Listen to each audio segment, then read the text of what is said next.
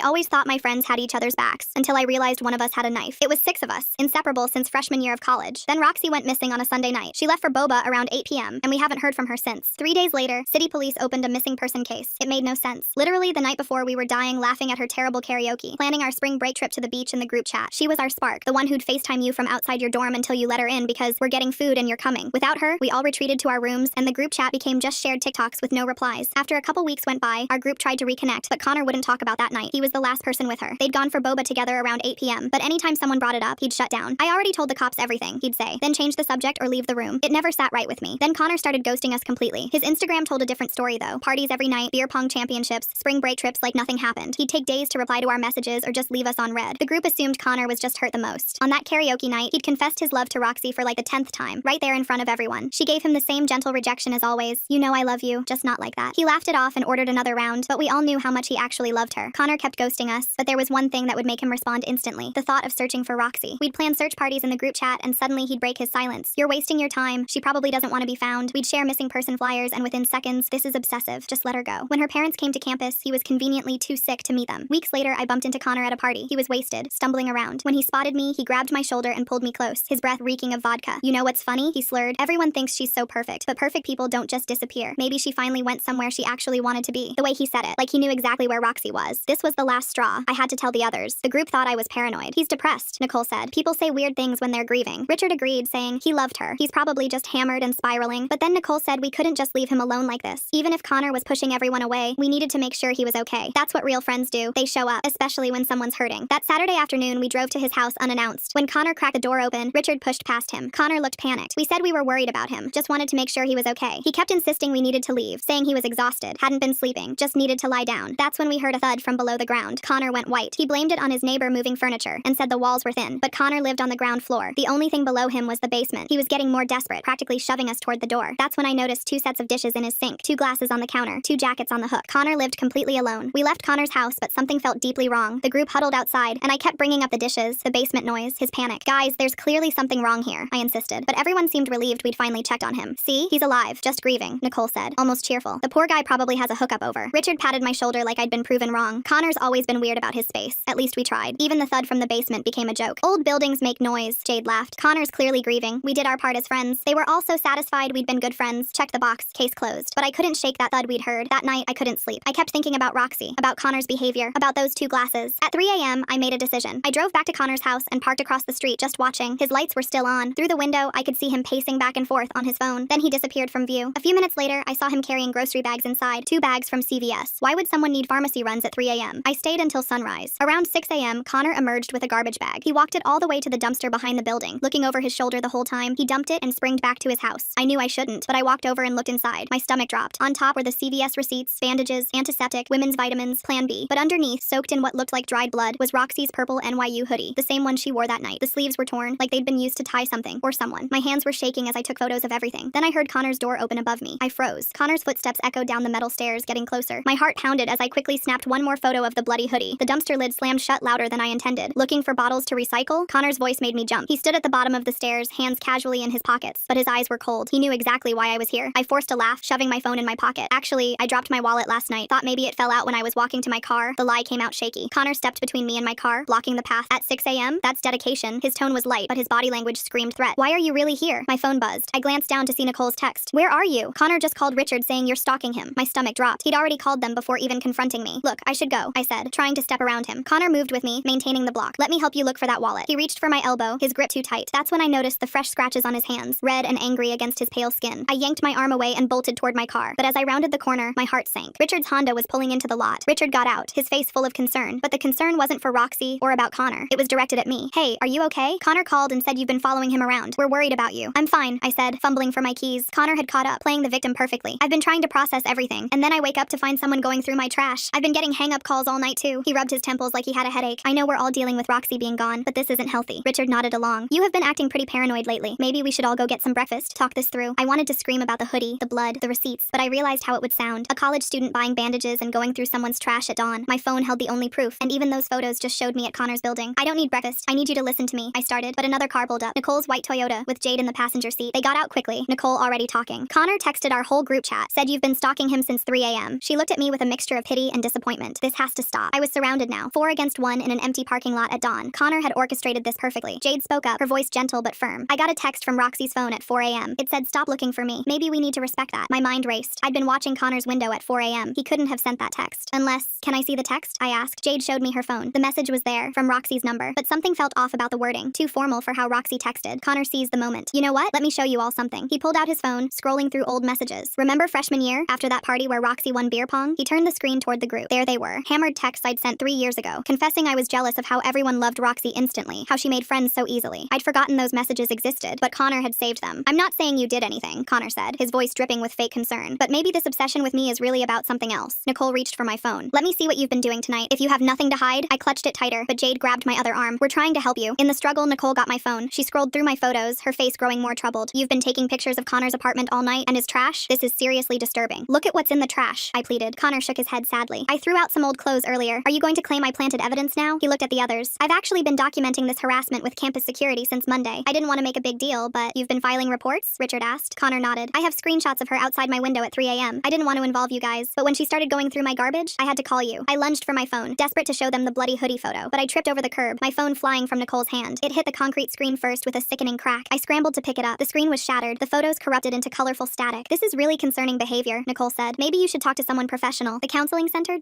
I'm not crazy, I shouted, immediately regretting how crazy that sounded. That's when campus security pulled up. 2 officers got out, and the older one looked directly at me. Morning, Sarah. We've had some complaints. He knew my name. Connor's reports had been thorough. Connor stepped forward, the perfect concerned friend. Officers, I don't want to press charges or anything. We're all just worried about her. She's been fixated on me since our friend disappeared. The younger officer looked at his notepad. Mr. Morrison showed us screenshots of you outside his residence at 3:17 a.m., 4:42 a.m., and 5:56 a.m. because I saw him acting suspicious, I protested. Richard shook his head. Sarah, you've been following Connor around all night. That's not normal. We're all grieving Roxy, but this isn't the way. There's a bloody hoodie in that dumpster, I said desperately. Roxy's purple NYU hoodie. Just look. The officers exchanged glances. The older one sighed. We'll check, but you need to understand that this behavior constitutes stalking. Mr. Morrison would be within his rights to file a restraining order. Connor put his hand up. That won't be necessary. She's just going through a hard time. We all waited while one officer checked the dumpster. He came back shaking his head. Nothing but regular garbage bags. No clothing items. My heart sank. While Connor had been distracting me, someone had removed the evidence. This needs to stop, the officer said firmly. Ms. Chen, you need to leave Mr. Morrison alone. No more following, no more calls, no more going through his trash. Consider this your official warning. Next time, we'll have to take formal action. Nicole put her arm around me. Come on, let's get you home. We'll figure this out, but you need to stop this. I looked at each of their faces. Richard's disappointment, Jade's pity, Nicole's concern, and Connor's carefully crafted worry with just a hint of satisfaction in his eyes. They guided me to Nicole's car, treating me like a fragile thing that might break. As we drove away, I saw Connor in the rearview mirror, already on his phone, planning his next move. The group chat was quiet the rest of the morning, but that evening, Connor's Instagram story appeared. He was at Roxy's favorite restaurant with Nicole, 2 plates of pad thai on the table. The caption read, "Supporting each other through grief." He'd ordered Roxy's exact meal, the same spice level, the same additions. I knew because I'd watched her order it 100 times. My phone, barely functional with its cracked screen, buzzed with unknown numbers. The messages were all the same. Photos of me at Connor's building, tagged with "unstable stalker" and "leave him alone." I checked my own Instagram. Someone had posted the security footage of me at the dumpster. The caption, " Justice for Connor, when grief becomes obsession." It already had dozens of comments, all condemning me. My roommate knocked on my door that evening. "Hey, so," Connor called me. "He's worried you might be dangerous, and I have finals coming up." She wouldn't meet my eyes. "Maybe you could stay somewhere else for a few days?" Connor had known exactly who to call. My roommate was pre-med, couldn't afford any distractions during finals week. I packed a bag, my mind reeling. In one morning, Connor had turned me from concerned friend to unstable stalker. Every move I'd made to expose him had been twisted into evidence against me. But the worst part was realizing this had all been planned. Those reports filed before I'd even suspected him. The group assembled before I could explain. The evidence removed while he distracted me. Connor hadn't just covered up what happened to Roxy. He'd prepared for someone like me, someone who wouldn't let it go. And now I was the one who looked guilty. I discovered Connor had recorded our entire group visit to his house. The video appeared on his Instagram story that night, carefully edited to make me look aggressive while he seemed calm and reasonable. Every time I'd raised my voice about the basement noise, every moment I'd pointed at the dishes, captured and cropped to paint me as unhinged. The comments flooded in from our mutual friends, all expressing concern about my behavior and support for Connor. My academic advisor called the next morning. Connor had contacted the administration about feeling unsafe on campus. She suggested I take some time off to focus on my mental health. When I tried to explain the situation, she cut me off with practiced sympathy, mentioning the counseling center's excellent grief support programs. The subtext was clear: cooperate or face academic consequences. I went to campus police with my story, but they already had Connor's report on file. The officer showed me the folder, thick with documentation, screenshots, timestamps, witness statements from our friends. Connor had been building this case for days, maybe weeks. Every interaction we'd had since Roxy disappeared had been carefully documented from his perspective. The officer suggested I focus on my studies and leave the investigation to professionals. The storage unit receipt haunted me. I'd seen it clearly in the dumpster photos before my phone broke. You store it on Maple Street, Unit 47, rented the day after Roxy vanished. But without the photo, it was just my word against Connor's growing pile of evidence that I was unstable. I spent the next 3 days in my car, too ashamed to go home, too stubborn to give up. I parked near Connor's usual spots, watching, waiting for him to slip up. But he knew I was there. He'd waited wave sometimes, that same concerned expression on his face, like he pitied me. Other students started recognizing my car, pointing and whispering. On the fourth night, I followed Connor to a pharmacy. Inside, I watched him browse the first aid aisle, filling his basket with bandages, antiseptic, gauze. My hands shook as I approached the pharmacist after Connor left, loudly asking about what someone might need those supplies for, mentioning hiding scratch marks. Other customers stared. The pharmacist asked me to leave. Security footage from that incident ended up online within hours. The caption read, "Stalker harasses pharmacy staff about innocent customer." The video showed me gesturing wildly while Connor calmly made his purchase in the background. Comments poured in about how I needed help, how Connor was being so patient with someone who was clearly disturbed. Jade texted me that night. She'd been talking to Connor, and he'd shared his theory that I'd been secretly in love with Roxy too, that my jealousy over their friendship was manifesting as these paranoid delusions. She wanted to meet, to talk about getting me help. I agreed, desperate for someone to believe me. We met at a coffee shop near campus. I tried to stay calm, laying out everything logically, the basement noise, the 2 sets of dishes, the bloody hoodie, the storage unit receipt, but I could see her face changing as I spoke, concern replacing confusion. She kept checking her phone, and I realized too late she was recording our conversation. That recording surfaced on the campus gossip page the next day. Out of context, I sounded completely unhinged, ranting about blood and storage units while Jade's voice remained steady and concerned. The post had hundreds of shares within hours. My reputation was destroyed. Connor announced he was moving his grief counseling appointment earlier and invited the whole friend group for a support session. Everyone except me. Nicole posted about it afterward, praising Connor's strength and vulnerability. The therapist had apparently helped them all process their grief and the added stress of dealing with a friend's mental health crisis. They meant me. Nicole texted me privately that night. She couldn't afford to be associated with my conspiracy theories. Her RA position paid for most of her tuition, and the administration was already asking questions about her friendship with the unstable girl harassing a grieving student. She wished me well, but said she needed to focus on her future. Just like that, my best friend since freshman year cut me off. I realized then how completely alone I was. Connor had systematically isolated me from everyone who knew Roxy. The group chat removed me that same night. The notification popped up on my cracked screen. Richard removed you from Beach Trip 2024. Our spring break plans, made with Roxy just weeks ago, continuing without either of us. Desperation drove me to break into Connor's car while he was in class. I found nothing but a parking receipt from U-Store it dated 3 days after Roxy disappeared. My fingerprints were now all over his vehicle, but I had a lead. I drove to the storage facility, my heart racing with the possibility of finally finding evidence. The receipt led nowhere. The unit number was smudged, and the facility had dozens of buildings. Without proper documentation, they wouldn't tell me anything about renters. I sat in their parking lot for hours, watching people come and go, hoping to spot Connor. He never showed. Connor texted me that night, a simple message: "Stop this, or I'll tell everyone about Providence." My blood ran cold. The juvenile record I thought was sealed, a stupid shoplifting charge from high school that nearly cost me my college acceptance. Somehow, he knew. I didn't stop. The next morning, my part-time job at the campus bookstore called. They were suspending me pending an investigation into concerning behavior reported by a customer. Connor had been thorough, poisoning every aspect of my life. The anonymous blog post seemed like my only option. I created "Is NYU hiding a killer?" and posted it to the local community Facebook page. I laid out everything: the timeline of Roxy's disappearance, Connor's suspicious behavior, the way he'd systematically destroyed anyone who questioned him. Within an hour, the comments turned against me. People found my real identity, linked it to the stalking videos, the pharmacy incident, the campus security reports. I became the story, not Connor. Roxy's parents called me after seeing the blog post. Connor had been visiting them regularly, becoming their primary source of comfort. He'd told them about my harassment, my declining mental state. Roxy's mother sounded sedated, broken, asking me to please stop making their loss harder. Connor had turned even Roxy's parents against me. I discovered Connor had been visiting them daily, bringing groceries, helping with arrangements, becoming the son they'd never had. He'd shown them my blog post as evidence of how Roxy's disappearance was affecting her friends, how some people dealt with grief in unhealthy ways. They believed him completely. The truth hit me during one of those sleepless nights in my car. Connor wasn't just trying to get away with murder. When Roxy's parents mentioned having her declared legally dead to find closure, they'd named Connor as the executor of her estate. I remembered Roxy mentioning once, sophomore year, that she'd updated her emergency contacts and beneficiary information after her grandmother passed. Connor had been her closest friend then, before his feelings complicated everything. My academic advisor called again, this time with an ultimatum: take a leave of absence for my mental health or face a disciplinary hearing for harassment. The choice was mine, but the outcome would be the same: my education derailed. I chose the leave. At least that looked voluntary on paper. I started creating fake social media accounts to monitor Connor's activities. He was living his normal life, attending classes, going to parties, posting inspirational quotes about grief and healing. Nicole appeared in more of his photos, their body language growing closer. They wore matching purple bracelets now, in memory of Roxy. The storage unit consumed my thoughts. I managed to get Connor's credit card statements through a questionable website, finding regular charges to U-Store it. But when I went to investigate, the unit had been cleared out. The manager said the renter had ended their lease just that morning. Connor was always one step ahead. Richard finally responded to my texts, but only with an ultimatum: get help for my obsession or lose his friendship forever. He gave me 24 hours to decide. I spent them sitting in my car outside the counseling center, knowing that admitting I needed help meant admitting Connor had won. When the deadline passed, Richard blocked me on everything. My last ally, gone. I decided to use Connor's own tactics against him. I publicly apologized on social media, admitting I'd been struggling with grief and taking it out on an innocent person. I checked myself into campus counseling, telling them what they wanted to hear about my jealousy, my inability to process loss, my fixation on finding someone to blame. Playing broken destroyed something inside me. Sitting in those counseling sessions, repeating the lies about my mental state, I started to wonder if maybe everyone was right. Maybe I was crazy. Maybe the blood on the hoodie was just a stain. Maybe the basement noise was really the neighbors. Maybe Connor was just a grieving friend, and I was a jealous girl who couldn't accept that Roxy was gone. Connor magnanimously forgave me after my public apology. He reached out through Nicole, suggesting we all heal together. The group welcomed me back with careful warmth, like I was a recovering addict who might relapse relapse at any moment. At the welcome back dinner, Connor hugged me, his arms wrapping around me just a little too long, his breath warm against my ear as he whispered about moving forward. During dinner, Connor mentioned his plans after graduation. He was moving to Seattle, Roxy's dream city. She'd talked about it constantly. The coffee shops, the rain, the music scene. Now Connor would live her dream, funded by her money. The irony made me sick, but I smiled and nodded like everyone else. The counseling sessions became a weapon against me. When Connor requested my therapy notes for closure, claiming it would help him understand and forgive my behavior, the counselor supported his request. Those sessions where I'd lied about being delusional, about imagining evidence, about projecting my grief onto an innocent person, all became part of Connor's narrative. Nicole started warning others that my recovery might be fake. Even my surrender was suspicious now. She'd catch me looking at Connor during group hangouts and whisper to others. The fragile acceptance I'd gained by admitting I was wrong evaporated. I was still the unstable one, just better at hiding it. When Roxy's memorial service was announced, I thought I'd finally have a chance to say goodbye. But the restraining order Connor had filed during my stalking phase was still active. I couldn't attend any event where he'd be present, and of course he was organizing the entire memorial. I was legally banned from saying goodbye to my friend. I convinced Jade to help me one last time. If she could get Connor to talk about that night, maybe record him saying something incriminating, we'd have evidence. She agreed reluctantly, more out of pity than belief. I helped her tape the wire under her shirt, watching her hands shake with nervousness. The plan failed immediately. Jade was too nervous, sweating through her shirt despite the cool weather. The tape became visible when she reached for her drink. Connor noticed but didn't confront her directly. Instead, he looked hurt, asking why she didn't trust him after everything they'd been through together. Jade broke down and confessed everything. She showed Connor our text messages planning the recording, apologizing through tears. He comforted her, the perfect picture of understanding, while she betrayed every detail of our plan. By that evening, everyone knew I was still conspiring against Connor, despite my supposed recovery. I found Connor's real storage unit by tracking his credit card statements to a different U-Store at location across town. The unit was small, climate-controlled, paid 3 months in advance. I waited until 2 a.m., then used bolt cutters on the lock. Inside, I found cleaning supplies, bleach bottles, rubber gloves, and a rolled-up carpet with dark stains. My hands trembled as I took photos with a disposable camera I'd bought specifically to avoid digital traces. The next morning, I drove straight to the police station with the developed photos. The desk sergeant barely glanced at them before informing me that breaking into someone's storage unit was a felony. Connor had already reported the break-in. Security cameras had captured everything. I was arrested on the spot. My court-appointed lawyer explained my options while I sat in a holding cell. The prosecutor offered a plea deal. Plead guilty to stalking and breaking and entering, get probation and mandatory counseling, or go to trial where Connor would testify about months of harassment. The storage unit photos were inadmissible as evidence since I'd obtained them illegally. Even if they weren't, cleaning supplies and a stained carpet proved nothing. I took the deal. The judge's gavel felt like a nail in Roxy's coffin. My criminal record was now permanent. Connor sat in the gallery, head bowed respectfully, playing the victim one final time. Nicole held his hand for support. 2 weeks later, Connor successfully petitioned to become executor of Roxy's estate. My conviction for stalking him actually strengthened his case. Roxy's parents, desperate for closure, signed the papers without question. The trust fund Roxy's grandmother had left her, meant for graduate school and starting her life, now belonged to Connor. I tried one last time to expose him. I created detailed timelines, mapped out inconsistencies, compiled every piece of circumstantial evidence, but who would believe a convicted stalker? My criminal record destroyed any credibility I might have had. Local lawyers wouldn't even return my calls once they learned about my conviction. Connor announced he was starting a scholarship fund in Roxy's name at NYU. The irony made me physically ill. He stood at a podium in the student center, wiping away tears as he talked about honoring his best friend's memory. The administration praised his generosity. Students applauded. Nicole stood beside him, their matching purple bracelets catching the light. The restraining order meant I couldn't attend Roxy's final memorial service. I watched from across the street as hundreds of people gathered to say goodbye. Connor delivered the eulogy, speaking about Roxy's kindness, her dreams of making the world better. He announced that the scholarship would specifically help young women pursue their dreams, just like Roxy would have wanted. The crowd wept. I bit my tongue until it bled. 3 months after my conviction, I was called to a meeting with Roxy's younger sister, Victoria. She was 17, looked just like Roxy, but with harder edges. She'd been investigating on her own, she explained, not trusting the official story. She'd found Roxy's journal hidden in their childhood room, pages filled with growing fear of Connor's possessiveness. We met in secret, planning carefully. Victoria had something I didn't. Clean hands and no criminal record. Together, we could build a case. She'd found witnesses who'd seen Connor following Roxy in the weeks before she disappeared. Security footage from nearby businesses that the police had never requested. Small pieces that might form a pattern. But Connor was always watching. He showed up at Victoria's high school, expressing concern about her unhealthy fixation on her sister's disappearance. He suggested grief counseling, offered to pay for it with the scholarship fund. When she refused, he contacted her parents, planting seeds of worry about their surviving daughter's mental state. Victoria's parents forbade her from contacting me. They'd lost one daughter. They couldn't risk losing another to what they saw as dangerous delusions. Connor had won again, turning Roxy's own family into unwitting accomplices. I found work at a diner 40 miles from campus, where nobody knew my name or story. I served coffee and eggs to truckers and travelers, saving every penny for a private investigator. But PIs cost money I didn't have, and my criminal record made it impossible to get better employment. 6 months after Roxy's death, Connor graduated with honors. The ceremony featured a special tribute to Roxy, with Connor accepting an award for community service in her memory. He announced his move to Seattle, Roxy's dream city, where he'd been accepted to graduate school, the same program Roxy had planned to attend. Nicole went with him. Their engagement announcement appeared on Instagram 2 weeks after graduation. She wore a purple stone ring, Roxy's favorite color. The caption read, "We know she's watching over us." The comments overflowed with congratulations and heart emojis. I kept investigating from a distance, spending my nights researching similar disappearances, looking for patterns. 3 years before Roxy, a girl named Min had vanished from Connor's high school. She'd been his lab partner, described as sweet but shy. The case went cold. Her family had moved away, broken by grief. The similarities made my skin crawl, but correlation wasn't causation. organization, and I was a convicted criminal. My probation officer warned me during our monthly meetings. Any contact with Connor, any attempt to investigate him, would violate my plea agreement. I'd go to jail. I nodded and promised to focus on my recovery, then went home and continued my research. A year passed. The diner job barely covered my bills, but I'd saved enough for a consultation with a criminal lawyer. She reviewed everything I'd compiled and shook her head. Without new evidence, concrete physical proof, there was nothing to be done. My conviction tainted everything I touched. She suggested I move on with my life, but I couldn't move on. Roxy haunted my dreams, her laugh echoing in empty moments. I'd catch glimpses of purple hoodies on strangers and feel my heart race. Connor's social media showed a perfect life in Seattle. Graduate school success, a beautiful fiancé, weekend hikes in places Roxy had pinned on her vision board. Then one morning, a detective walked into the diner. Not for me, just for coffee and pancakes. But I overheard her phone conversation about a missing college student, Sammy, who'd vanished after meeting a friend for coffee. The friend was distraught but helpful, already organizing search parties and memorial funds. My blood ran cold. I wanted to scream, to grab the detective and explain about patterns and history, but my manager was watching, and I needed this job. I served the coffee with shaking hands, biting back words that would only mark me as crazy. The detective left a generous tip. As I cleared her table, I found she'd left behind a folder. Inside were photos from the new case. The missing girl looked nothing like Roxy, but her smile had the same trusting warmth. The friend helping with the investigation was described as a graduate student, engaged, originally from New York. I memorized every detail before leaving the folder at the register, claiming a customer had forgotten it. The detective returned 20 minutes later, thanking me for keeping it safe. She didn't notice my hands trembling or the way I'd memorized the case number. That night, I created an anonymous tip line report about checking similar cases in New York, specifically mentioning Connor's name and Roxy's disappearance. I used a library computer 3 towns over, paid cash for gas, wore a hat that covered my face, but I knew it wouldn't matter. Anonymous tips from convicted stalkers carried no weight. 2 weeks later, local news reported that Sammy had been found. She'd apparently left to start a new life, sending goodbye texts to her family. Case closed. The helpful friend who'd organized the searches gave a tearful interview about the importance of mental health support. I recognized the purple bracelet on his wrist even before they showed his name, Connor Morrison. My probation ended the next month. Legally, I was free, but freedom meant nothing when I knew Connor was out there, selecting new victims, perfecting his methods. I'd served my sentence while he lived Roxy's dreams with her money. I packed my few belongings and drove west. Not to Seattle, the restraining order had no geographic limit, but to Portland, close enough to watch from a distance. I found another diner job, another cheap apartment. I kept my name off social media, paid everything in cash, became a ghost myself. Sometimes I'd drive past the Seattle University where Connor studied, careful to stay off campus. I'd see missing person flyers for young women who'd vanished without explanation. Not all were connected to him, couldn't be, but the pattern was there for anyone willing to look. Sweet girls, trusting souls, the kind who'd believe a friend would never hurt them. I thought about Roxy every day, how she'd trusted Connor completely, right until the end, how she'd probably been confused when her best friend became something else. I wondered if she'd called for help, if she'd thought we'd come looking. We had, just too late and in all the wrong ways. The weight of failure crushed me slowly. I'd had the evidence in my hands, literally held proof of Connor's guilt, and I'd bungled it so completely that I'd become the criminal instead. My obsession with justice had made me the perfect patsy, the unreliable narrator in Connor's carefully crafted story. 5 years after Roxy disappeared, I still work in diners, still live in cheap apartments, still check missing person reports with a sick feeling in my stomach. Connor has his PhD now, teaches undergraduate psychology at a respected university. His social media shows a perfect life, beautiful wife, academic success, volunteer work with at-risk youth. He gives talks about grief and healing, uses his experience with a friend's disappearance to connect with struggling students. Sometimes young women go missing from his university. They're usually found, usually fine, usually embarrassed about worrying everyone, but sometimes they're not found at all. And when that happens, Connor is always there to comfort the community, to organize searches, to speak eloquently about loss and hope. I document everything from a distance, building files that no one will ever see. My criminal record ensures that. I'm the stalker who went crazy when her friend disappeared, the cautionary tale about letting grief become obsession. Connor made sure of that. The cruelest irony is that he was right about one thing. I was jealous of Roxy, not of her popularity or how easily she made friends, but of how purely she saw the world. She believed people were basically good. That friendship meant something sacred. That belief called her, but she held it until the end. I don't have that belief anymore. Connor stole it along with everything else. Now I serve coffee to strangers and watch the news for familiar patterns, knowing that somewhere out there, another trusting girl is meeting her best friend for coffee, laughing at his jokes, not noticing the way his smile doesn't quite reach his eyes. My phone buzzes with a news alert. Another missing student, this one from Connor's university. The article mentions a helpful professor organizing search efforts, someone who understands the pain of losing a friend. I close my eyes and see Roxy's face, forever frozen at 21, forever trusting the wrong person. There's nothing I can do. Connor made sure of that. He won completely, got everything he wanted, Roxy's money, a perfect life, and the ability to continue his pattern without suspicion. He destroyed me so thoroughly that speaking the truth sounds like madness. I pour another cup of coffee and watch the rain fall on Portland streets. Somewhere in Seattle, Connor is probably comforting another victim's friends, building another file of evidence against anyone who suspects him. The cycle continues, and I'm powerless to stop it. That's the real horror. Not just that Connor culled Roxy, but that he turned her death into a weapon against anyone who loved her enough to seek justice. He made me the villain in Roxy's story, the crazy friend who couldn't let go. And maybe that's what I am now. Maybe that's all I'll ever be. But I keep watching. I keep documenting. Not because I believe justice will come, but because someone should remember the real Roxy, not the perfect victim Connor created. Someone should know that she hated pad thai, despite what Connor orders in her memory. That her favorite color was actually green, not purple. That she was planning to break off their friendship before she disappeared, tired of his possessiveness disguised as love. These small truths are all I have left of her. They're not evidence, won't bring justice, won't stop Connor from hurting others, but they're real. And in a story built on lies, sometimes that's all that matters. I finish my shift and walk to my car, checking my mirrors out of habit. Connor's restraining order is still active, will be forever. He made sure of that too. I'm legally barred from from ever approaching him, from warning his future victims, from doing anything but watching from a distance as history repeats itself. The rain picks up as I drive home. My windshield wipers hit a steady rhythm, like a heartbeat, like footsteps on metal stairs. I'll never stop hearing those sounds, never stop seeing Roxy's blood-soaked hoodie in that dumpster. Connor took everything else, but he can't take my memories, no matter how much they hurt. Tomorrow I'll serve more coffee, check more news alerts, add more documents to files no one will read. It's not justice, barely even resistance, but it's all I have left. Connor won, completely and permanently. All I can do is bear witness to his victory, one missing girl at a time. My best friend demanded I share my husband with her because she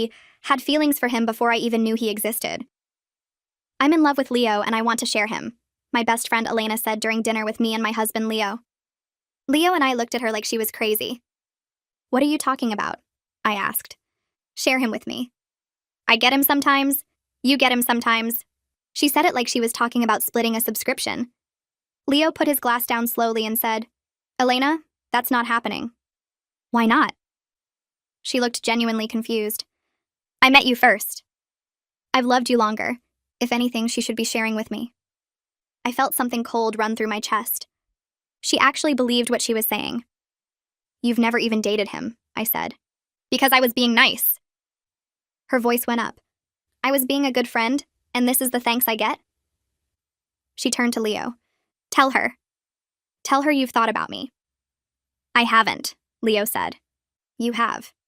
You're just too scared to admit it. She reached across the table and grabbed his wrist. Leo yanked it back. Don't touch me. See? She pointed at him. That reaction. That's not nothing. That's passion. That's him being uncomfortable, I said. You don't get to tell me what he feels. She was standing now, towering over us. I have been waiting for 5 years. 5 years of watching you have everything I deserve. And I'm still being generous. I'm still letting you keep him part-time. She hit the table hard. Most women wouldn't do that, Veronica. Most women would have just taken him. But I'm including you because you're my best friend and I want us all to be happy. Just open your mind. I stood up. No. This is insane and you need to leave. Right now. Or our friendship is over. She stared at me for a long moment. Her jaw locked and the anger drained out of her face until there was nothing left but cold. You're going to regret making me the enemy. She grabbed her purse and walked out without another word. The door clicked shut behind her. I can't believe this is my life right now. Elena thinks she left us shaking. She thinks we're too scared to move. She has no idea Leo and I have been up for hours figuring out our next step. She'll be back. I know how she operates. And when she shows up, my phone will be ready. I'm done being the friend who makes excuses for her. I'll update you guys after her next move. Let's just say she's not gonna like what's waiting for her. 2 days later, Elena showed up at our door with grocery bags. I saw her through the peephole and my whole body tensed. Leo came up behind me and whispered, Is that her? I nodded. We stood there for a moment, neither of us moving. She knocked again. Veronica, I know you're home. Your car's in the driveway. I just want to talk. Leo shook his head at me. I agreed. We weren't opening that door. I brought groceries, Elena called out. All your favorites. The good yogurt, that fancy olive oil you like. I just want to apologize for how the other night went. I came on too strong. I looked at Leo. His jaw was tight. Don't, he said quietly. I'm not, I whispered back. We stayed completely still. Elena knocked again, harder this time. Veronica, come on. Don't be like this. I'm trying to make things right. Just let me in so we can talk like adults. I didn't move. I didn't breathe. After what felt like forever, I heard her sigh through the door. Fine. I'll just leave these here. The yogurt needs to go in the fridge soon or it'll go bad. I really hope you'll think about what I said. I love you both. I just want us all to be happy. I heard the rustle of bags being set down, then footsteps walking away. I waited until I heard her car start and pull out of the driveway before I finally exhaled. Leo pulled back the curtain slightly and watched her go. She's gone, he said. I opened the door and looked down at the grocery bags. She'd bought everything, my favorite yogurt, Leo's protein bars, the expensive olive oil we only get for special occasions. There was a little note tucked into one of the bags. I pulled it out and read it. I'm not giving up on us. Love, E. I showed it to Leo. His face tightened. We should throw all of this away, he said. We should, I agreed. But we're not going to. He looked at me confused. What do you mean? I picked up the bags and brought them inside. Next time she shows up, we need proof. We need to record everything she says. If she's going to keep pushing, we need documentation. Leo nodded slowly. Then he stopped. His face changed. Veronica, I need to show you something. He pulled out his phone and started scrolling. I should have told you sooner. I didn't want to worry you, and I thought if I just ignored her, she'd stop. He handed me his phone. It was a text thread. Hundreds of messages, all from Elena. All unanswered. The earliest ones were from 8 months ago. Hey, just thinking about you. I had a dream about you last night. Do you ever wonder what it would be like if things were different? They got more intense as I scrolled. I know you feel it too. You can't hide from me forever. Why won't you answer me? I see you reading these. I love you so much it hurts. Please just talk to me. The most recent ones were from 3 days before the dinner. I'm going to tell her soon. We can finally be together. Just wait for me. I looked up at Leo. My hands were shaking. How long has this been going on? 8 months, he said. His voice was heavy with guilt. I blocked her twice. She made new numbers. I thought about telling you, but I didn't know how. She's your best friend. I kept hoping she'd just stop. She's been texting you for 8 months and you never said anything? I never responded. Not once. I swear to you, Veronica. I never encouraged this. I believed him. I could see in his face how much this had been weighing on him. But it also meant this was so much bigger than I thought. This wasn't a sudden confession at dinner. This had been building for almost a year, maybe longer. We need to document everything, I said. Screenshot all of these. We might need them.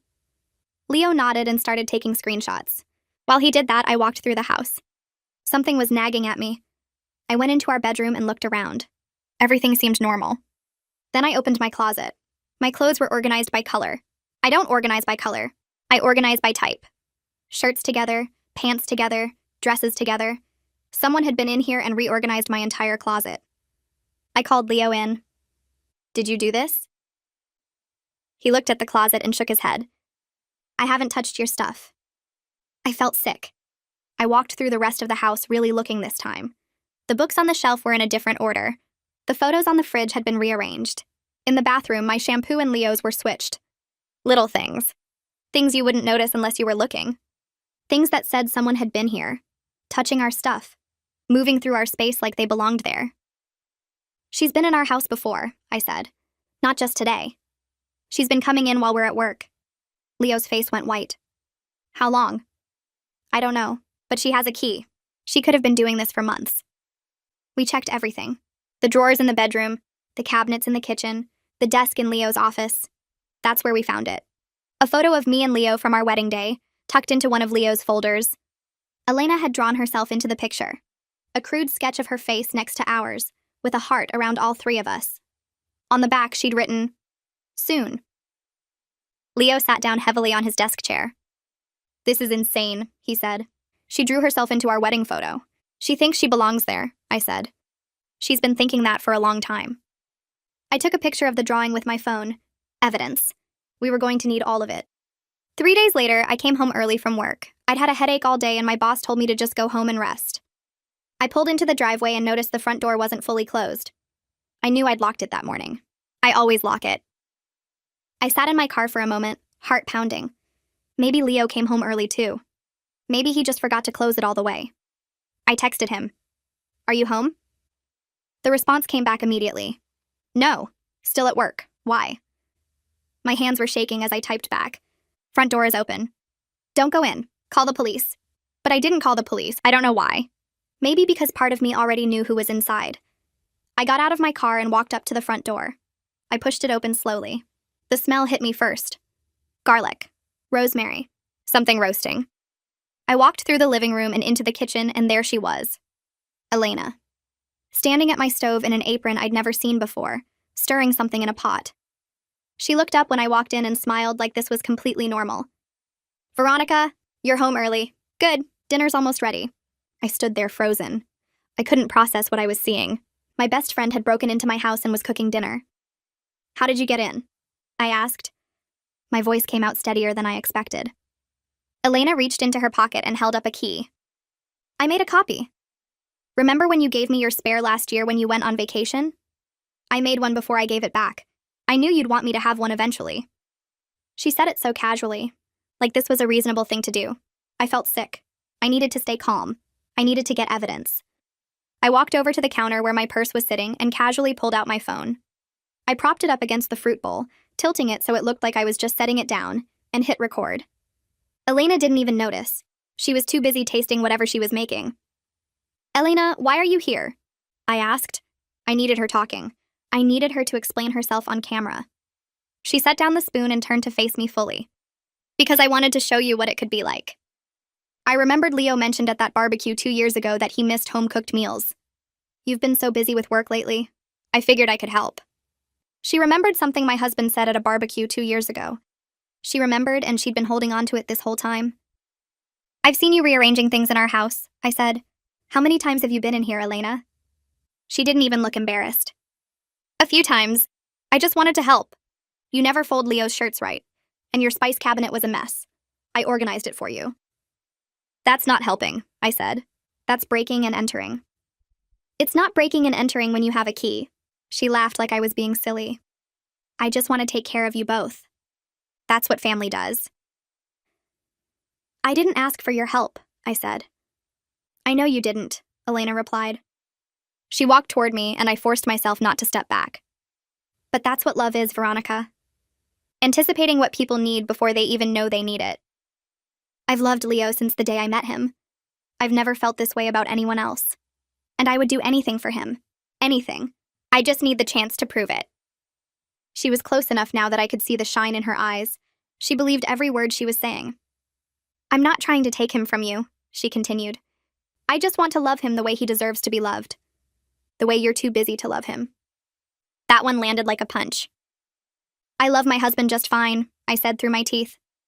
"Then why isn't he happy?" Elena asked. She tilted her head like she was genuinely curious. "I see the way he looks sometimes. Tired, worn down. He needs someone to take care of him. Let me take care of him, Veronica. Let me take care of both of you." The front door opened and Leo walked in. He must have left work the second I texted him. He stopped in the kitchen doorway and stared at Elena standing at our stove. His face went through about 5 different emotions in 2 seconds. Confusion, recognition, disbelief, anger, fear. "What the hell are you doing here?" he asked. His voice was controlled, but I could see the tension in his shoulders. Elena's whole body changed when she saw him. She stood up straighter. Her face softened. She looked at him like he was the sun and she'd been living in darkness. "Leo, I'm making your favorite. I remembered you said you missed home-cooked meals. I wanted to surprise you both." She gestured at the stove like she was showing off a gift. "You also remembered the barbecue," I said. 2 years ago. You remembered exactly what he said." "Of course I did," Elena said. "I remember everything about him." I caught Leo's eye and glanced at my phone propped against the fruit bowl. He understood immediately. He needed to keep her talking. "Elena," Leo said slowly, "how did you get into our house?" "I have a key. I made a copy." She held it up again, proudly. "And you've been coming in when we're not home," I added, rearranging things, going through our stuff. "I was helping," Elena insisted. "I was making things nice for Leo." "That's not helping, Elena," Leo said. "That's stalking. That's breaking and entering. That's illegal. Don't be dramatic." She waved her hand dismissively. "I have a key. It's not illegal when you have a key." Leo pulled out his phone. "I'm calling the police." Elena moved faster than I'd ever seen her move. She crossed the kitchen and slapped herself across the face. Hard. The sound made me jump. Her cheek went red immediately. Then she did it again. And again. She stumbled backward and screamed, "Leo, stop! Please stop hitting me!" I lunged forward and tried to grab her arms. She twisted away from me and clawed at her own neck, leaving red marks. "Please, Leo, I won't tell anyone, just stop."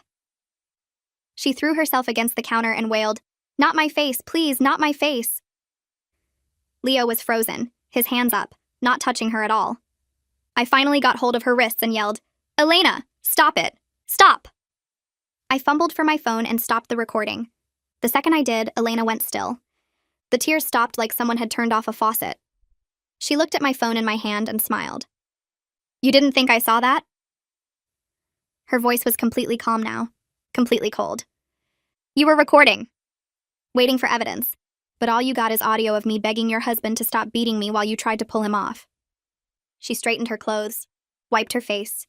She walked over to Leo and her voice went soft again, almost tender. "I'm doing this for us, Leo. Everything I do is for us. One day you'll see that. She touched his face. He flinched but didn't move. She kissed us both on the cheek and walked out the front door like nothing had happened. Leo and I stood in our kitchen in complete silence. The pot on the stove was still bubbling. The whole house smelled like the dinner she'd made. My hands wouldn't stop shaking. What just happened? Leo asked. His voice was barely a whisper. I looked down at my phone. I played back the recording. Elena was right. Without the visual of her hitting herself, it sounded exactly like what she'd described. Leo threatening, Elena screaming, me trying to pull him off. The recording was useless. No, it was worse than useless. It was ammunition for her. We have to delete this, I said. If anyone ever hears it without context? Leo nodded. Delete it. Now. I did. We changed the locks that night. We thought that would be the end of it. That night, I couldn't sleep. I lay in bed next to Leo, staring at the ceiling, replaying every conversation I'd ever had with Elena. Looking for signs I'd missed. Looking for some clue that this was coming. And then I remembered something. Elena had never let us meet her mom. Not once in 15 years of friendship. I'd asked a few times over the years. Hey, we should all do dinner sometime. Your mom could come.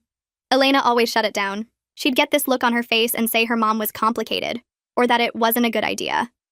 At the time, I figured they had a difficult relationship. Lots of people do. I didn't push it. But now I wondered why. What was she hiding? I got out of bed quietly and grabbed my laptop. I went to Facebook and searched for Elena's mom. It took me a while, but I finally found her through a comment on one of Elena's old posts. Beatrice. I clicked on her profile. The cover photo was a church. The profile picture was Beatrice standing with a pastor, both of them smiling. I scrolled through her posts, Bible verses, church announcements, photos from bake sales and charity events, posts about family values and raising good Christian children. Elena's profile was the opposite. Carefully curated, nothing controversial, nothing too personal, because her mom was watching. I found what I was looking for in the comments of a church fundraiser post. Beatrice had listed her address for people who wanted to drop off donations. I wrote it down. I woke Leo up and showed him everything. I think we need to go talk to her, I said. Elena's mom? Leo rubbed his eyes. Why? Because she might know something. Elena's been hiding her from us for a reason. Maybe her mom knows something about all this. Maybe she can help us understand what's going on. Or maybe she can talk some sense into her. Leo looked at me for a long moment. And if she can't? Then at least we'll know more than we know now. I'm still processing what just happened in my own kitchen. Elena thinks that performance put her in control. She thinks we're trapped. She doesn't know what I found an hour ago. 5 years she kept her mother away from me. Tomorrow, Leo and I are driving to an address I found tonight. I'm done being the one who doesn't ask questions. I'll update after that conversation. Something tells me Elena's about to regret keeping secrets from me. The next morning, Leo and I drove to Beatrice's house. It was about 40 minutes outside the city, in a quiet neighborhood with big lawns and American flags on every porch. On the drive, Leo and I talked about what we were going to say. We just need information, I said. We need to understand what we're dealing with. What if her mom is just as crazy as she is? Leo asked. What if this runs in the family? Then at least we'll know. I gripped the steering wheel tighter. I'm tired of being in the dark. I'm tired of being surprised. Whatever Elena's been hiding, I want to know. We pulled up to a small white house with a garden full of flowers and a cross hanging on the front door. My stomach was in knots. I had no idea what we were walking into.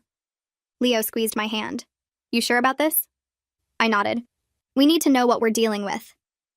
We walked up to the front door and I knocked. A moment later, the door opened. Elena's mom was smaller than I expected. A petite woman with gray hair pulled back in a bun, a gold cross around her neck, and eyes that were sharp and tired at the same time. She looked at me, then at Leo, and her face tightened. I know who you are, she said. Not hello, not can I help you, just that. I know who you are. I'm Veronica.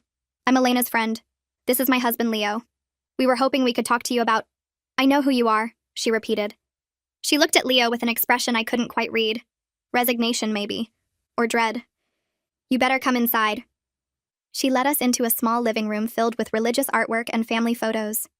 There was a picture of Elena as a little girl on the mantel, smiling in a white communion dress.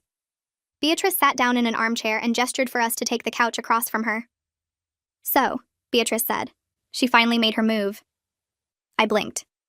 You know what's happening? I know my daughter, Beatrice said flatly. I've been waiting for this since the day she told me she met him. She nodded at Leo. Why don't you start from the beginning? Tell me what she's done. I told her everything. The dinner where Elena made her demand. The groceries on our doorstep. Breaking in with the copied key. Cooking dinner in our kitchen. The months of unanswered texts to Leo. The evidence she'd been sneaking into our house and rearranging things. The drawing she'd made of herself in our wedding photo. Hitting herself and framing Leo. The recording that was useless because of what she'd done. Beatrice listened without expression. When I finished, she closed her eyes for a long moment. When she opened them, she looked older somehow. I hoped she'd grown out of this, she said quietly. I really thought the therapy had worked. Grown out of what? I asked. What do you mean? Beatrice stood up and walked over to a cabinet in the corner of the room. She opened a drawer and pulled out a photo album. She brought it back and set it on the coffee table between us. She told me she met Leo about 5 years ago. You were all at some party together. She came home that night and talked about him for 3 hours. 3 hours, Veronica. She didn't sleep. She just talked and talked about this man she'd met and how he was perfect, and how they were going to be together. She opened the photo album. It was full of pictures of Leo, printed from social media. Some of them I recognized from posts I'd made. Some of them I'd never seen before. He was in the background at parties, walking down the street, coming out of buildings. She'd been following him, photographing him, for years. This is the one I found first, Beatrice said. She pointed to a page near the back. It was a shrine. Candles arranged around Leo's photos. A journal lying open, filled with his name written over and over. Mrs. D. Elena. Elena and Leo forever. Our wedding day. Names for their children.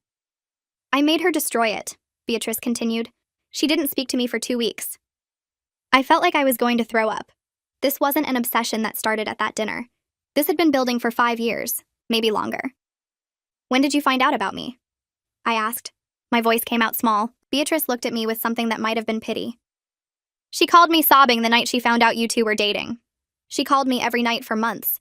She'd cry herself sick. She stopped eating. She went to church every single day and prayed for your relationship to fail. She lit candles asking God to bring Leo back to her, as if he'd ever been hers in the first place. Leo leaned forward. How long has this been going on? The full truth. Beatrice's face crumbled for just a second before she composed herself. When you two got engaged, Elena stopped eating completely. I had to force her to drink water. She lost 15 pounds in 3 weeks. And when you got married? She stopped. Her hands were shaking. What happened when we got married? I asked. Beatrice wiped her eyes. She tried to end her life. Swallowed a bottle of pills the night before your wedding. I found her on the bathroom floor. I got her to the hospital just in time. She was in the psych ward for 3 days. She made me swear never to tell anyone. I felt the room tilt. 15 years of friendship, sleepovers, secrets, late-night phone calls. And the whole time, Elena had been building this fantasy world where Leo belonged to her. She'd tried to kill herself because he married me. And she'd never said a word. There's something else you should know, Beatrice said. She was looking at me now with that same expression of tired resignation. She tried to stop your wedding. What do you mean? I asked. 2 weeks before you got married, I started getting calls from your wedding venue. They said someone had been calling them repeatedly trying to cancel the event, claiming to be you, saying the wedding was off. I only found out because Elena accidentally used my phone to make one of the calls and they called back. I remembered getting a panicked call from the venue coordinator asking if we were still having the wedding. I thought it was a mix-up, a glitch in their system. I never even thought to suspect Elena. And there was a letter, Beatrice continued. She wrote an anonymous letter to Leo about 3 months before the wedding. She sent it to his work address. I found a draft of it on her computer. It said you were cheating on him, that you'd been having an affair with your coworker for months, that he shouldn't marry you. Leo's face went pale. I got that letter, he said quietly. I threw it away. I didn't believe it. I thought it was just someone trying to cause trouble. It was Elena, Beatrice said.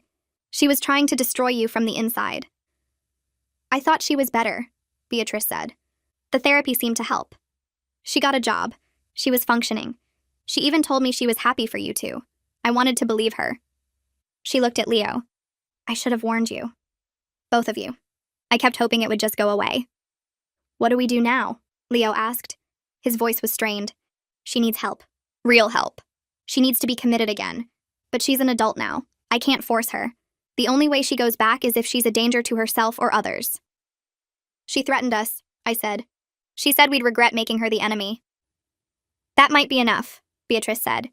Combined with everything else, the break-ins, the stalking, the self-harm manipulation, if you document everything and report it, they might be able to get a psychiatric hold on her. We were still sitting there, trying to process everything Beatrice had told us, when the front door slammed open. Elena stood in the doorway. Her face cycled through shock, then confusion, then pure rage. What are you doing here? Her voice shook. Elena, Beatrice started. No. Elena pointed at us. You went to my mother? You're trying to turn her against me? She stormed into the living room. Her whole body was vibrating with anger. Veronica, how could you do this to me? I'm your best friend. Elena, we're trying to help you, I said. I stood up slowly, keeping my voice calm. You need help. What you're feeling isn't... Don't tell me what I'm feeling. She was screaming now. I know exactly what I'm feeling. I love Leo. I've loved him for 5 years. And I've been patient. I've been so patient while you got to have him every single day. She turned to Leo. Tell her. Tell her you feel it too. I know you do. I know you think about me. Leo stood up. His voice was firm. Elena, I don't have feelings for you. I never have. I never will. What you're feeling isn't love, it's obsession. And you need professional help. Elena's face twisted. You're lying. You're both lying. You're trying to make me look crazy. Honey, Beatrice said gently. You need to listen to them. You need to go back to the hospital. Get help, like before. I'm not going back there. Elena backed away from all of us. I'm not crazy. I'm the only one who sees things clearly. I love him. Why is that so hard for everyone to understand? How did you even know we were here? I asked. Elena smiled. It was the wrong smile. Too wide, too sharp. She pulled out her phone and showed us a map with a blinking dot. AirTag, in your car. I put it there months ago. I always know where you are, Veronica. I always know where he is. I know when you go to work. I know when you go to the gym. I know when you're home alone. She looked at Leo. I know when you're home alone, too. My blood ran cold. She'd been tracking us. For months. Every move we made, she knew about it. I know everything about you, Leo, Elena continued. Her voice had shifted now. Almost dreamy. I know you get coffee every morning at the same place. I know you go to the gym on Tuesdays and Thursdays. I know you call your mom every Sunday at 2 o'clock. I know you hate olives, but you eat them anyway because Veronica puts them in her salads. I know you talk in your sleep sometimes. I've watched you through your window. Leo took a step back. His face was gray. You've been watching me through my window? Our window, Elena corrected. It's going to be our window soon. Beatrice stepped forward. Elena, this has to stop. You're going back to the hospital. Tonight. I'm not going anywhere without him. Elena's voice went flat, deadly calm. If I can't have Leo, then no one can. I don't even know who my best friend is anymore. Elena just pulled up outside. She has no clue what her mother told us. The shrine, the prayers, the pills. She's about to walk into a room where everyone already knows the truth. I'm done being the woman she fooled. I'll update when this is over. She wanted Leo so badly. She's about to find out what that actually costs her. Elena's eyes darted between all of us. Her mother, me, Leo, 3 people standing against her. Her breathing was getting shallow and her hands were clenched into fists at her sides. You're all against me, she said. Her voice cracked. My own mother, my best friend, the love of my life. Everyone I care about is standing in this room looking at me like I'm some kind of monster. You're not a monster, Elena, Beatrice said softly. You're sick. And we want to help you get better. I'm not sick, Elena screamed. The sound made all of us flinch. I'm in love. That's not a sickness. That's the most natural thing in the world. She turned to Leo and her whole demeanor shifted. Softer now, pleading. Leo, please. You have to understand. I've given up everything for you. I've waited for years. I prayed for you. I starved myself for you. I almost died for you. And this is what I get? Leo's face was pale, but his voice was steady. Elena, I never asked you to do any of that. I didn't know you were doing any of that. And even if I had known, it wouldn't change anything. I don't have feelings for you. I love Veronica. I chose Veronica. That's never going to change. Elena flinched like he'd hit her. Her face crumbled for just a second. Then her face hardened again and she turned to me. This is your fault, she said. Her voice was low and cold. You stole him from me. You knew I loved him and you took him anyway. That's not true, I said. I didn't know anything about how you felt. You never told me. I didn't have to tell you. You should have seen it. You should have stepped aside. That's what a real friend would do. You don't understand, Elena said. She stopped and looked at Leo with an intensity that made my skin crawl. We're meant to be together. I've seen the sign. Remember when you held the door for me at that coffee shop 3 years ago?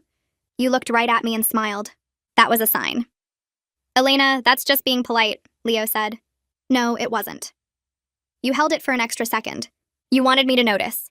And remember at Veronica's birthday party when you asked if I wanted the last slice of cake? You gave it to me because you wanted to take care of me. That's love, Leo. That was just, I was being nice to my wife's friend. You were being nice because you love me. Elena's voice was getting higher. And that time at the beach when you put sunscreen on my back because Veronica's hands were full? You touched me. You wanted to touch me. I felt it. I felt sick. She'd been collecting these moments for years. Ordinary interactions that meant nothing, and she'd twisted them into proof of something that didn't exist.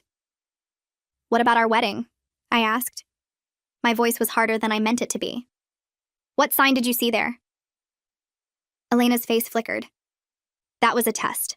God was testing my faith. Testing how much I was willing to sacrifice for love. You tried to kill yourself the night before, I said. Your mom told us everything. She shouldn't have told you that. Elena's voice went cold. That was private. You sent a letter to Leo calling me a cheater. You tried to cancel our wedding venue. You've been sabotaging us from the beginning. I was fighting for my love, Elena shouted. I was fighting for what's mine, and I almost won.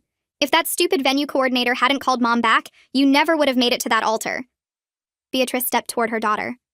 Elena, honey, you need to calm down. We're going to call Dr. Dixon. We're going to get you some help. Don't touch me, Elena shoved her mother back. Beatrice stumbled but caught herself on the arm of a chair. You've never believed in my love. None of you do. She turned back to me. Her eyes were wild now. If I can't have him, you don't get to keep him either. She lunged at me. Leo moved faster. He stepped between us and caught Elena before she could reach me. She thrashed against him, screaming, clawing at his arms. Let me go! She ruined everything. He was supposed to be mine. Leo held her tight, his arms wrapped around her from behind, pinning her arms to her sides. She kicked and twisted, but he didn't let go. Beatrice was already on the phone, giving the 911 operator her address. Do you feel it? Elena asked suddenly. She'd stopped struggling. Her voice was eerily calm. Right now, you're holding me. Don't you feel how right this is? I feel nothing, Elena, Leo said. His voice was tired. I feel nothing but sorry for you. You're lying. I can feel your heartbeat against my back. It's racing. That's because of me. That's because I'm scared of you. Sirens in the distance. Elena's head snapped up. Panic flooded her face. No! No, I'm not going back there. Leo, please, I'll do anything. I'll share. I'll take whatever you give me. Just please don't let them take me. Leo didn't let go. You need help, Elena. This is the only way. I can change. I can be better. I'll stop coming to the house. I'll delete the AirTag. I'll do whatever you want. Just please don't send me back there. Her voice broke completely. You don't know what it's like in there. The white walls, the medication that makes you feel like you're underwater, the way they look at you like you're broken. You are broken, Elena, I said. I didn't mean for it to come out so harsh, but I was done. You've been broken this whole time and none of us saw it. She went still in Leo's arms. When she spoke again, her voice was different. Hollow. I'm not broken. I'm just someone who loves too much. That's not a crime. What you've been doing is a crime, Leo said. The stalking, the break-ins, the threats. I never threatened anyone. You said if you can't have me, no one can. What does that mean, Elena? What were you going to do? She didn't answer. The sirens were getting closer. Elena's body started trembling. I wasn't going to hurt anyone, she whispered. I just wanted you to love me. I just wanted someone to pick me for once. Beatrice knelt down so she was eye level with her daughter. Tears were streaming down her face. Elena, baby, I pick you. I've always picked you. I'm your mother. I love you. You locked me up, Elena said. You put me in that hospital and left me there. I was trying to save your life. You took those pills. You almost died. I took those pills because the man I love was marrying someone else. And you let him? You could have stopped it. You could have told Veronica about me, about how I felt, and you didn't. You just let it happen. That wasn't my place, Elena. That wasn't my decision to make. It should have been. Elena was crying now, but it was different from before. This wasn't performance. This was real. Someone should have fought for me. Just once. Someone should have looked at me and said, "You matter more." But nobody ever does. Not you. Not Veronica. Not Leo. I'm always the one who gets left behind. The cops pulled up outside, red and blue lights flashing through the windows. Elena saw them and something in her changed. The fight went out of her completely. Her shoulders dropped. Her head fell forward. "It's over, isn't it?" she said. It wasn't a question. "You're going to get help," Beatrice said. "Real help this time. And when you're better..." "I'm never going to be better, Mom. Don't you get it? This is who I am. This is all I am." The officers came through the front door. They took in the scene quickly. An older woman crying. A man holding a limp woman in his arms. Me standing against the wall. "She's having a psychiatric episode," Beatrice told them. "She needs to go to the hospital. Ask for Dr. Dixon. He treated her before." The officers approached slowly. "Ma'am, we need you to come with us," one of them said gently. Elena looked up at Leo one last time. "I would have been so good to you," she said quietly. "I would have loved you better than anyone ever could. You'll never know what you missed." Leo released her and stepped back. The officers took her gently by the arms. She didn't fight them. She didn't scream. She just walked between them like she was sleepwalking, like she'd already left her body behind. At the door, she stopped and turned back. She found Leo's eyes across the room. "I'll wait for you," she said. "However long it takes. I'll wait." They put her in the back of the car. Through the window, I could see her pressing her face against the glass, still watching Leo, still waiting for him to change his mind, to run out and tell her it was all a mistake. He didn't move. The car pulled away. The sirens faded into the distance. Leo came and stood beside me in the doorway. Neither of us spoke. Behind us, Beatrice was sitting in her armchair, crying quietly into her hands. "It's over," Leo said finally. "Is it?" I asked. I didn't know if I believed it. But months later, Elena got admitted to a psych ward.